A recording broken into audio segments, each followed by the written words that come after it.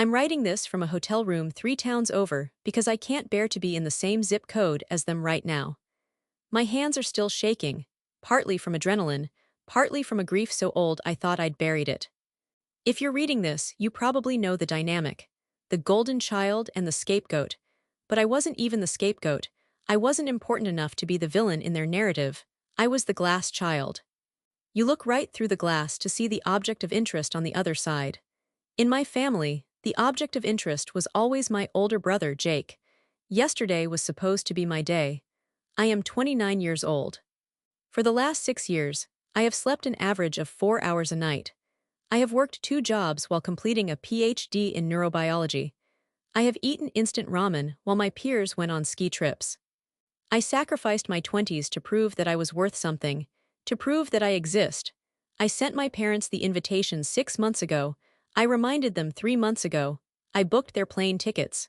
I reserved their hotel. I even rented a car for them so they wouldn't have to stress about Uber.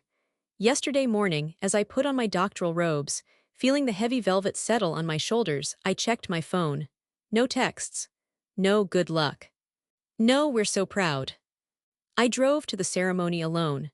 I sat in the holding area, surrounded by nervous, giggling graduated adjusting each other's caps. I scanned the crowd as we walked into the auditorium. I saw my advisor waving frantically. I saw my roommate cheering. But in the third row, seats 12 and 13 were empty. I held it together. I walked across the stage, shook the dean's hand, and accepted the piece of paper that proved I was a doctor. But inside, I was 8 years old again, waiting on the curb of my elementary school in the pouring rain, watching every other car pick up every other child, knowing they weren't coming because Jake had a stomach ache. When I got back to my car, I finally checked my phone. One text from my mother, received at 10:45 a.m., 15 minutes before the ceremony started. Jake got picked up for possession again. Need to head to the precinct. We'll celebrate later. Don't be dramatic, you know he needs us. Don't be dramatic. That was the phrase that broke me, not the absence. I'm used to the absence. It was the dismissal. The casual way my biggest achievement was flicked aside like a piece of lint, because Jake, a 32-year-old man who has been given every opportunity, every safety net, and every ounce of love in this family, had messed up again. I didn't reply. I drove to the rental house where they were staying. Their luggage was gone. They hadn't even stayed the night.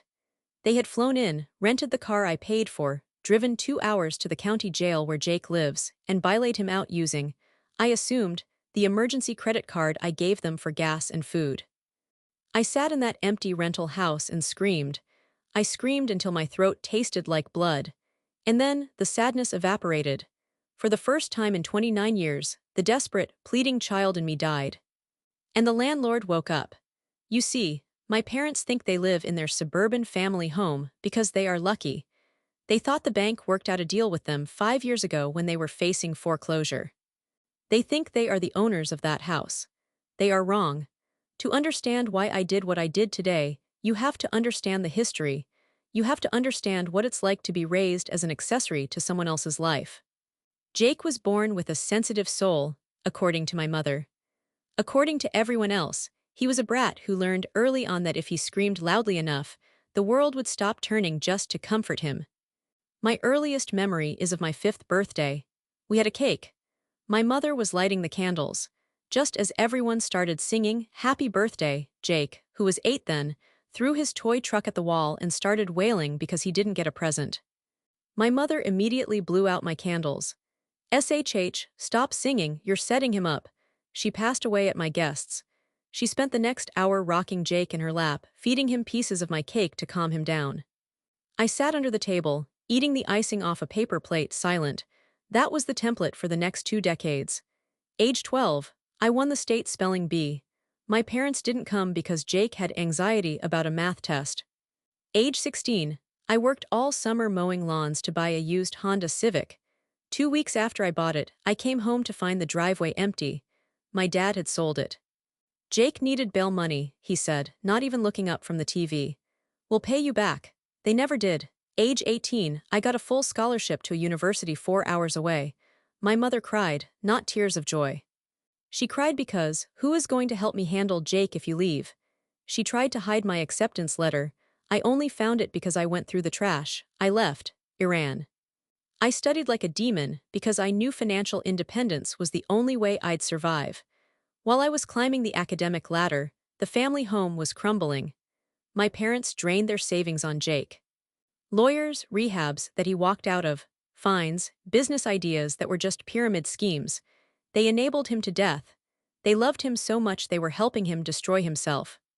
5 years ago, I was 24 and working as a high-paid lab researcher while finishing my master's. I received a call from my aunt. "They're losing the house, honey," she whispered. "Foreclosure. The auction is next week."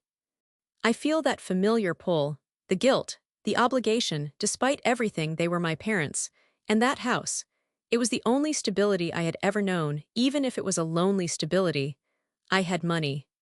I had been saving 70% of my income, living like a monk, investing aggressively. I didn't want them to know I was saving them. If they knew I had money, they would guilt me into giving it to Jake. They would bleed me dry just like they bled themselves dry. So, I formed an LLC, Nexus Property Management. I hired a lawyer to attend the foreclosure auction. I bought the house for $280,000 in cash. Then, I had my lawyer approach my parents. He told them that a private investor had bought the property but was willing to let them stay as tenants with a lifetime lease clause, as long as they paid the utilities and taxes. My parents were ecstatic. "It's a miracle," my mom told me on the phone. "God was watching out for us." "It wasn't God, Mom. It was the daughter you forgot to pick up from soccer practice. For 5 years, I have been their landlord. They send their utility complaints to a PO box. I approve the repairs. I pay the property tax. I own the roof over their heads. I kept this secret because I wanted them to be safe. I wanted to protect them from the consequences of their own love for Jake. But yesterday, when I sat in that graduation gown, realizing they chose a 32-year-old criminal over their daughter's once-in-a-lifetime moment, I realized something terrifying. They don't need protection, they need a reality check, and the final straw came this morning. I was driving back from the university town, still in my graduation makeup from the day before when my phone buzzed. A group text. "Mom. Great news, everyone.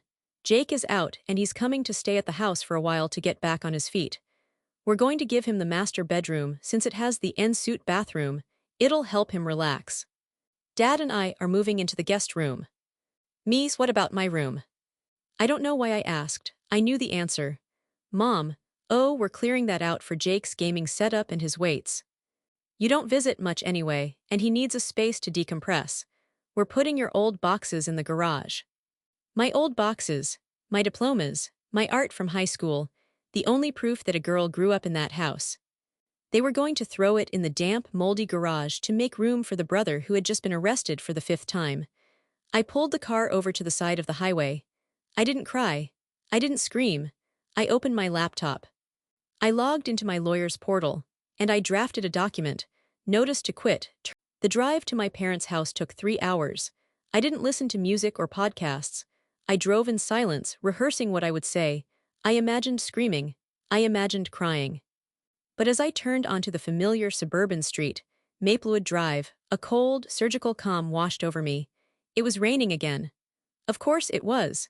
As I pulled up to the house, a nice 2-story colonial that I had paid $12K to re-roof last year, I saw it. My life, sitting in the rain.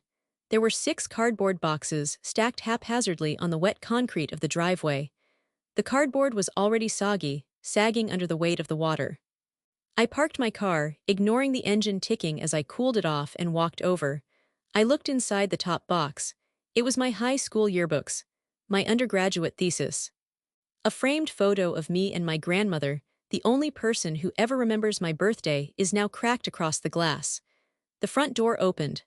My dad stepped out, wiping his hands on a rag. He looked older, tired, but seeing me didn't bring a smile to his face. It brought a frown of inconvenience. "You're here," he said, as if I were a plumber who showed up late. "Good. You can help us move the rest of the junk out. Jake's treadmill is heavy." I stood there, rain dripping off my nose, staring at him. "Junk," I pointed to the box. "Dad, this is my degree, this is my thesis." "It's just paper, honey." My mom's voice floated out from the hallway. She appeared behind my dad, looking frantic and exhausted. She had that manic energy she always gets when Jake is around. Don't be dramatic. We can put it in the garage later. We just need to clear the room fast. Jake is. He's in a fragile state. I walked past them into the house. The living room was a disaster zone, but there, sitting on the couch, was Jake. He looked terrible, gaunt, pale, scratching his neck. He was playing Call of Duty on the big screen TV I bought them for Christmas 2 years ago. He didn't even look up when I walked in. "Hey, sis," he mumbled, eyes glued to the screen. "Mom said you'd bring pizza, did you?" I felt a vain throb in my temple. "No, Jake, I didn't bring pizza. I just got back from my graduation, the one nobody participated." My mom rushed over, putting a hand on my arm, her voice dropping to that hush-hush tone she uses to manage us. "Lower your voice, he's detoxing. He needs a calm environment. We can't have you stressing him out with your guilt trips." "Guilt trips?" I laughed. It was a dry, hollow sound. "I graduated with a PhD, Mom. I am a doctor of neurobiology. And you're throwing my life into the driveway so a 32-year-old felon can play video games in my childhood bedroom." "It's not your bedroom," my dad barked, stepped into the room. His face was red. "You haven't lived here in years. You don't pay bills here. You don't contribute. This is our house.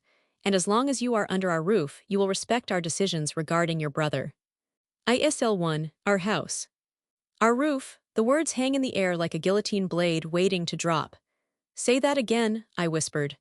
"I said," my dad stepped closer, using his height to intimidate me, a tactic that worked when I was 10. It didn't work now. "This is my house. I pay the rent to the management company. I make the rules. If you don't like how we help your brother, you can get out. Go back to your fancy college town." My mother chimed in, tears welling up in her eyes, her favorite weapon. "We are doing everything we can to save him. Why are you so selfish? Why can't you just support us? If you aren't going to help, then leave." I looked at Jake. He paused the game, smirking. He was enjoying this. He loved watching me get cut down. It confirmed him. "You want me to leave?" I asked softly. "If you can't respect our authority in our own home, then yes," Dad said. I reached into my bag. My hand brushed past my wallet and wrapped around the thick manila envelope I had prepared with my lawyer this morning. "Okay," I said. "I'll leave. But first, there's something we need to clarify about your house." I pulled out the documents. I didn't hand them over gently. I tossed them onto the coffee table, right in front of Jake's feet. "What is this?" Mom asked, wiping her eyes. "Open it." Dad picked up the folder. He put on his reading glasses. I watched his eyes scan the first page. I saw the confusion, then the squinting, then the pale wash of shock draining the color from his face. "Nexus Property Management," he read aloud. This is the deed." "Keep reading, Dad. Look at the signature line for the manager of the LLC." He flipped the page. He froze. He looked at me, then back at the paper, then back at me. His mouth opened, but no sound came out. "What?" Mom asked, grabbing the paper from him. "What is it?" She read it, she gasped, a literal theatrical gasp. I don't understand. Your name is on this." "I am Nexus Property Management," I said, my voice steady, cold, and powerful. "I bought this house 5 years ago when the bank was about to kick you out. I paid the $280,000. I paid for the new roof. I paid for the boiler repair last winter. I paid the property taxes." I took a step forward. For the first time in my life, I felt tall. "You don't have a landlord, Dad. You have a daughter who has been subsidizing your life so you can afford to enable him." I pointed at Jake. Jake had stopped smirking. He looked nervous. "Is she lying, Dad?" Dad ignored him. He was trembling. You tricked us. You let us pay rent to you. You pay $800 a month in rent, Dad. The market rate for this house is $2,500. I have been losing money on this house every single month for 5 years. I did it because I wanted you to have a home. I wanted you to be safe." I walked over to the window and looked out at my soaking wet boxes on the driveway. "But today," I turned back to them, "you told me that my place in this family is in the garbage. You told me that this criminal," I gestured to Jake, "is the priority. You told me that as long as I am under your roof, I have to follow your rules." I picked up the second document from the table, the one Dad hadn't noticed yet. "Well, this is the reality check. This is my roof, and I have new rules." I handed my father the notice to quit. This is a 30-day notice of eviction, I said. I am terminating your lease. I'm selling the house. The silence in the room was absolute, it was deafening. You can't do that, Mom whispered, her voice trembling with rage. We're your parents, you can't kick us out. Where will we go? What about Jake? I don't care, I said. And God, it felt good to say it. I don't care where you go. Take the money you saved by missing my graduation and get a hotel. Take the bail money you wasted on him and rent an apartment. You ungrateful little b*tch. Jake shouted, standing up. He lunged towards me. I didn't flinch. Touch me, Jake, and I'll have the police here in 3 minutes. You're on probation, right? Do you want to go back to a cell tonight? He stopped, he sat back down, defeated. My dad looked at me with a mix of hatred and fear. You would do this to your family, over a room, over a graduation ceremony. No, I said, tears finally stinging my eyes. Not over a room. I'm doing this because for 29 years, I have been invisible to you unless you needed money or grades to brag about. I'm doing this because I looked into the audience yesterday and saw empty seats.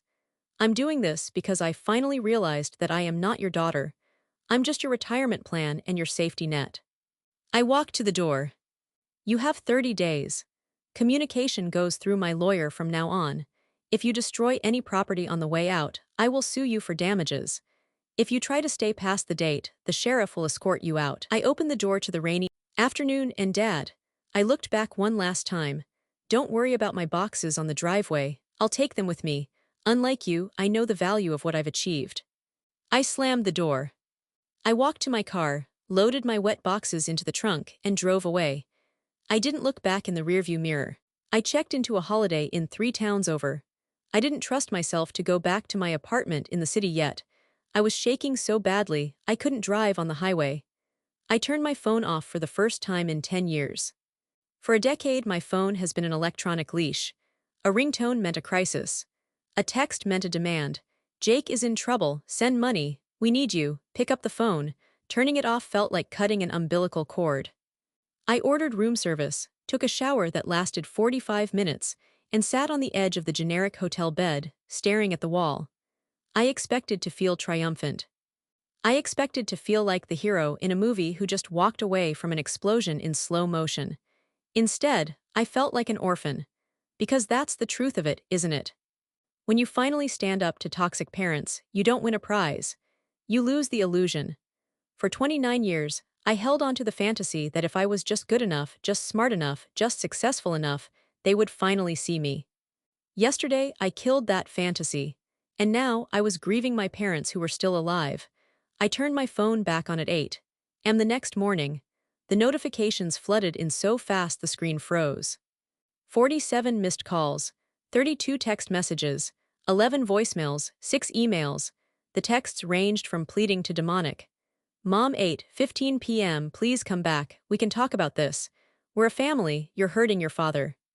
Dad 9:30 p.m. Pick up the phone, now you are being irrational.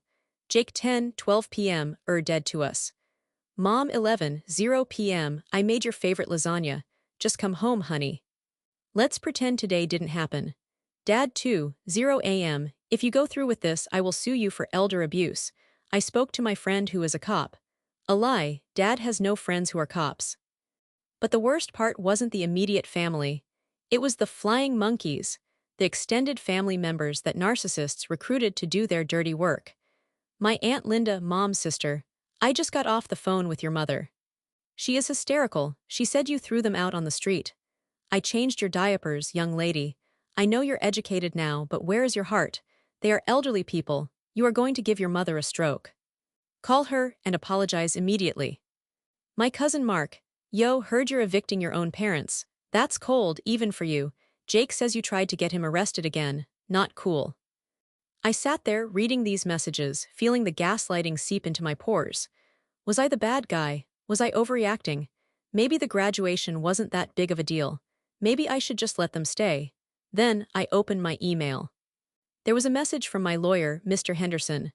Subject: Property Inspection and Communication Client. I received a voicemail from your father this morning. He was colorful. I have informed him that all communication must now go through my office. However, I need to warn you. Based on his tone, I am concerned about the state of the property. I recommend we schedule an inspection immediately. Under the lease terms, we can enter with 24 hours notice. That email snaps me back to reality. Mr. Henderson didn't know them as Mom and Dad. He knew they were tenants, and he was right. I didn't reply to my parents. I didn't reply to Aunt Linda. I forwarded everything to Mr. Henderson and authorized the inspection. The war had started. They changed the locks, and I found what was in the garage. It has been 14 days since I served the 30-day notice to quit. If you thought they would spend this time packing boxes and looking for a new apartment, you don't know my family. Narcissists don't pack, they dig in. For the first week, they tried the silent strike. They stopped texting me. They thought that by withdrawing their attention, I would panic and come crawling back. When that didn't work, they moved to scorched earth. My lawyer, Mr. Henderson, posted a notice on their door that we will be conducting a property inspection on Tuesday at 10:00 a.m. This is my legal right as the landlord owner, specifically to check for damages. I didn't go alone. I brought Mr. Henderson and a private security guard. I knew Jake was volatile and I wasn't taking chances. When we arrived, the driveway was empty. My heart sank. Had they actually left? I walked up to the front door with my key. I slid it into the lock. It didn't turn. They had changed the locks. Illegal. Mr. Henderson sobbed and pulled out his phone. This is a violation of the lease agreement and state law. We're calling the sheriff to assist with entry. We waited 20 minutes for a deputy to arrive. My dad opened the door before the deputy even knocked. He looked disheveled, wearing the same sweatpants he had on 2 weeks ago. When he saw the uniformed officer behind me, his smug expression disappeared. "This is harassment," Dad shouted. "You can't just barge in here." "Actually, sir," the deputy said calmly, "she gave you legal notice. And changing the locks without the landlord's permission is a crime.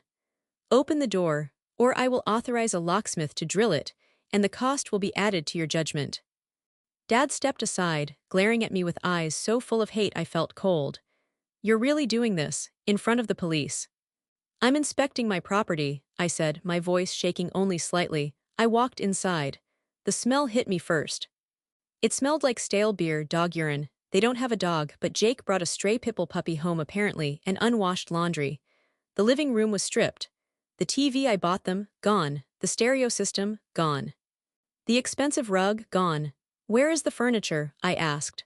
"Sold it," Jake's voice came from the kitchen. He was leaning against the counter, eating cereal out of the box. "Needed cash for the move, right? Since you're kicking us out." "That came with the house," I said, fighting the urge to scream. "It was listed in the lease as furnished. You stole it." "Prove it," Jake sneered. I ignored him and walked to the hallway. I needed to see my room. The room they were clearing out for Jake. The door was opened. I stepped inside and gasped. They hadn't just cleared it out. They had destroyed it.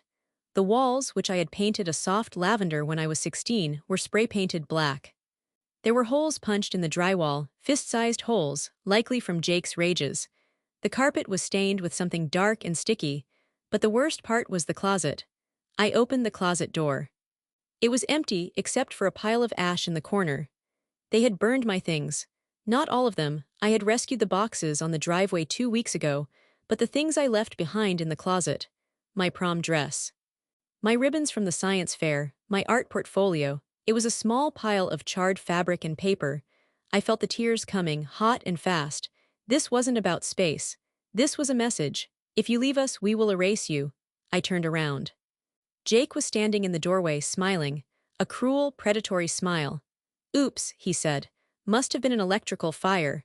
Old wiring, you know. You really should have maintained the house better, landlord."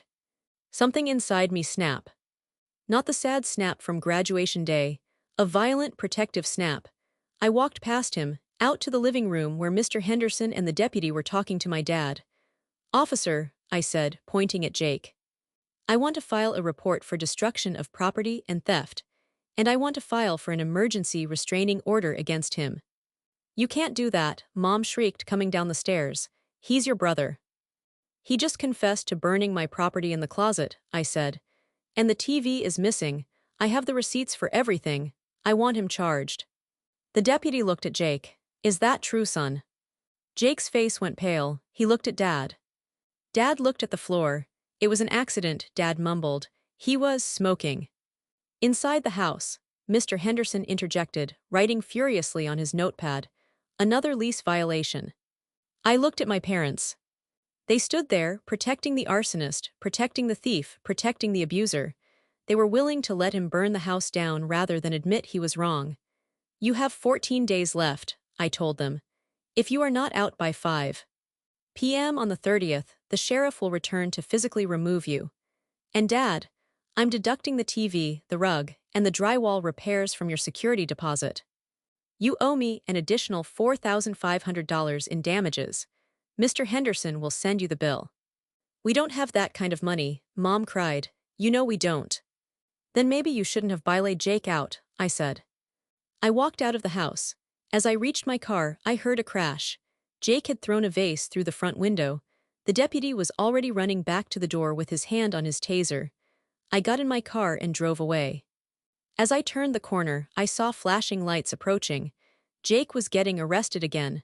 And this time I wasn't going to pay for the lawyer. But I knew this wasn't over. The eviction day was coming. And if I knew my parents, they wouldn't go quietly. They will make sure. The 30th day arrived with a humidity that made the air feel like soup. It was fitting. Everything about this situation feels sticky and suffocating. I hadn't slept. I spent the night staring at the ceiling of my hotel room, wondering if I was a monster. Who evicts their elderly parents? The voice in my head whispers. Who kicks their family out? Someone who wants to survive, I answered myself. I met the sheriff's deputies at the local coffee shop at 8:30 a.m. There were 3 of them this time. After the window smashing incident 2 weeks ago, they weren't taking chances. I had also hired a moving crew, not out of kindness, but out of necessity. In my state, if you evict someone, their property has to be placed on the curb. I didn't want to physically touch their things. I wanted paid professionals to strip the house bare. We rolled up to the house at 9:00 a.m. sharp. The driveway was full, not with moving trucks but with my parents' car and Jake's beat-up sedan. The blinds were drawn. It looked like a fortress. Stay in the car, ma'am, the lead deputy told me. Let us handle the initial contact. I watched from my rental car as the deputies walked up the path. They pounded on the door. Bang, bang, bang. Sheriff's Department, eviction order. Nothing, bang, bang, bang. Open the door or we will breach. A curtain twitched in the living room. Then the door cracked open. My mother stood there in her bathrobe. Even from the street, I could hear her shriek. We aren't going anywhere. My son is sick. You can't do this. The deputy spoke calmly. She screamed louder. Then the theatrics began. I saw my mother clutch her chest, stagger back, and collapse onto the porch in a heap. I didn't flinch. I've seen this performance at Christmas, at Thanksgiving, and at my high school graduation when she didn't like my dress. The deputy hesitated. One radioed for an ambulance. I got out of the car. She's faking. I shouted, walking up the driveway. You murderer! My dad shouted, appearing in the doorway, stepping over my unconscious mother to point a finger at me. You're killing her. Look at what you've done. Check her pulse, deputy, I said, standing at the bottom of the porch stairs. And tell her that the ambulance ride will cost her $2,000 because I canceled her health insurance add-on yesterday. Miraculously, my mother's eyes fluttered open. She sat up, glaring at me with the venom of a cornered snake. You ungrateful little. Time to go, the deputy said, losing patience. Ma'am, get up, sir, step out. The movers are coming in. What followed was 2 hours of absolute chaos. The movers, 3 burly guys who looked like they'd seen everything, started hauling furniture out. They moved fast. Sofas, lamps, boxes of clothes, the dining table. Everything was marched down the driveway and stacked on the public easement, the grass strip near the road. Jake finally emerges from the basement. He looked rough. He was holding a gaming console and a bag of Cheetos. He didn't scream. He just walked past me, spit on the ground near my shoe, and sat in his car blasting music. He watched the movers carry out his mattress with a look of bored detachment. But the neighbors. Oh, the neighbors, Mrs. Higgins next door, who has hated my father bushes ever since he cut down her rose in 1998, was actually sitting on her porch. I kid you not, she had a pitcher of iced tea. She waved at me. I gave a weak wave back. By 11:30 a.m. the house was empty. My parents were standing on the curb, surrounded by a mountain of their possessions. It looked like a yard sale from hell. It starts to drizzle. Where are we supposed to go? Dad asked. He looked small now. The arrogance was gone, replaced by a disenchanted realization that the bank of me was closed. I don't know, Dad, I said. I handed the keys to the deputy. But Aunt Linda said she supports you, right? Maybe she has a spare room. Linda stopped answering our calls when we asked to borrow a truck, Mom stated, hugging a box of porcelain figurines. Funny how that works, I said. I walked to the front door. The locksmith was already there, drilling the core. I stepped inside the empty house one last time. The echo was haunting.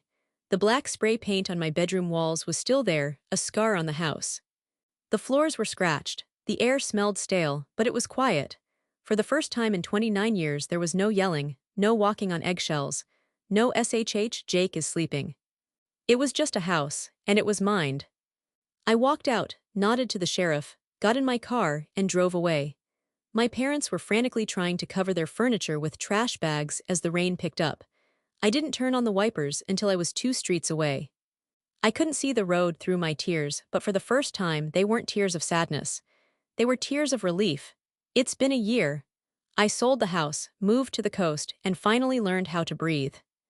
I'm writing this from the balcony of my new apartment. I can smell the ocean.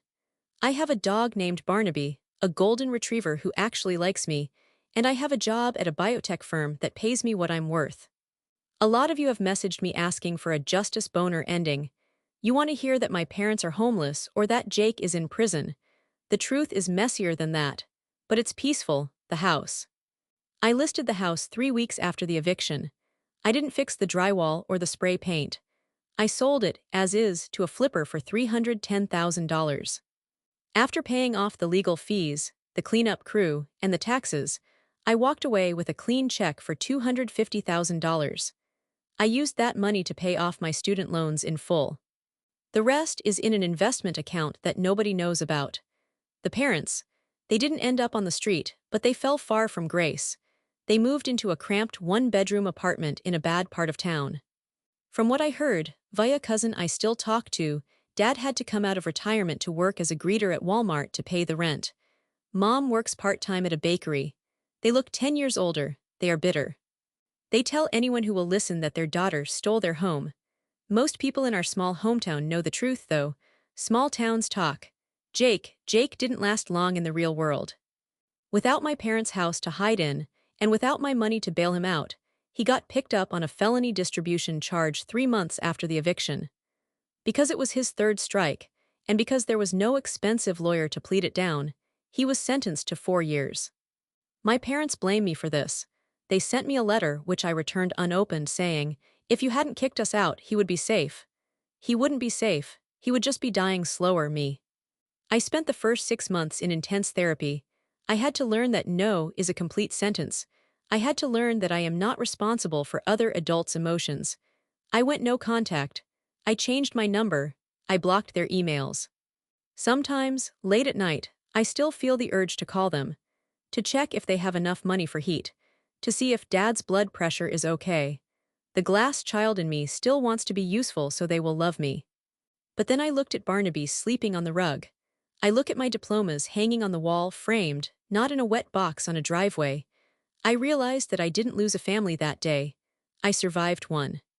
To anyone reading this who is the invisible child, the one keeping the boat steady while everyone else rocks it, jump. The water is cold, but at least you can swim to your own shore. Thank you for listening. This is the end of the story. And that is the end of the saga. From the wet boxes on the driveway to the ocean breeze on the balcony, Op truly went through hell to find her peace. It's a harsh reminder that sometimes, family isn't about blood, it's about respect.